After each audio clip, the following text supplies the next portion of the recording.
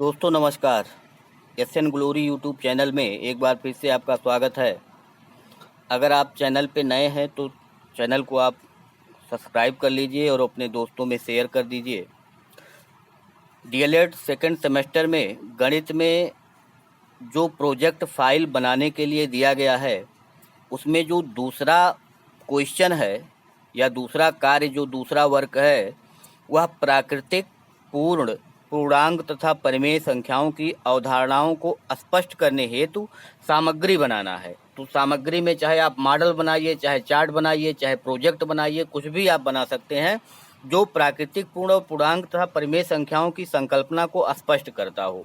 तो आपको हम यहाँ बता रहे हैं कि अगर आप चार्ट बनाना चाह रहे हैं प्राकृतिक, पूर्ण, पूर्णांक और परिमेय संख्याओं पे, तो आप चार्ट कैसे बनाएंगे उसके बारे में हम आपको यहाँ समझा रहे हैं। तो आइए देखते हैं कि उसको चार्ट उस पर कैसे बनाएंगे।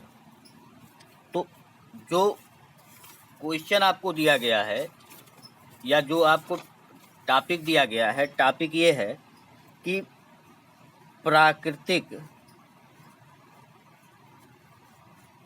पूर्ण, पूर्णांक तथा परिमेय संख्याओं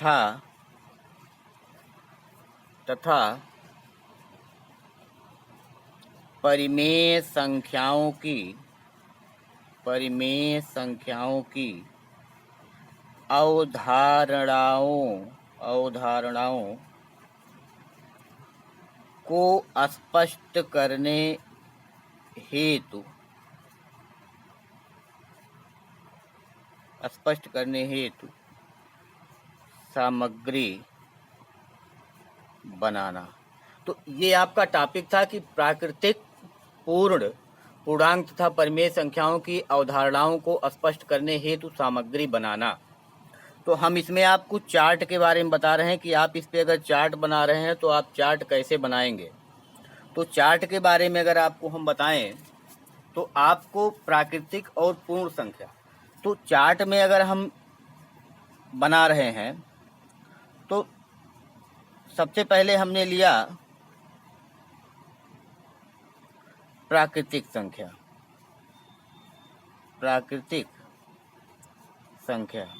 तो प्राकृतिक संख्या होती क्या है कि जिन संख्याओं से हम वस्तुओं की गणना करते हैं, यानी 0 से तो गणना शुरू नहीं होता है, 1 से गणना शुरू होता है। तो 1 2 3 4 5 और ये आगे बढ़ता चला जाएगा। तो प्राकृतिक संख्या जो हो गया वह 1 2 3 4 जिन संख्याओं से हम गणना करते हैं वही प्राकृतिक संख्या होता है। अब दूसरे स्टेप में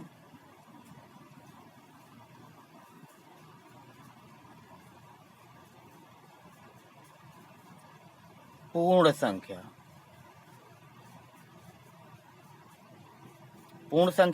तो पूर्ण संख्या क्या है कि अगर इसी में हमने 0 को भी शामिल कर लिया तो ये हो गया पूर्ण संख्या। तीसरे स्टेप में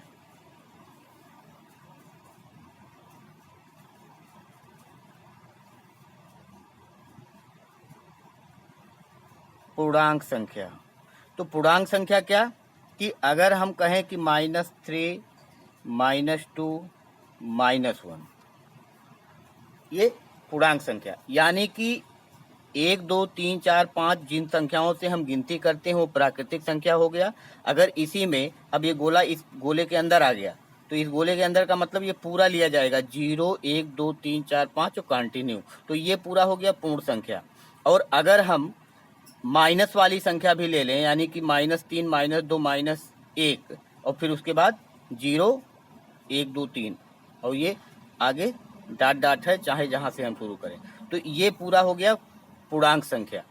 और इसी को अगर हम और बढ़ा लें और यहाँ कह लें कि परिमेय संख्या, तो जितनी प्राकृतिक संख्याएं हैं, जितनी पूर्ण संख्याएं हैं, जितने पूर्णांक संख्याएं हैं, वो सब और जो भिन्न संख्याएं होती हैं, जैसे हम कहें कि 1/2, 7/3, 5/4, 22/7 आदि, ठीक। तो ये क्या हो गई, ये परिमेय संख्या हो गई।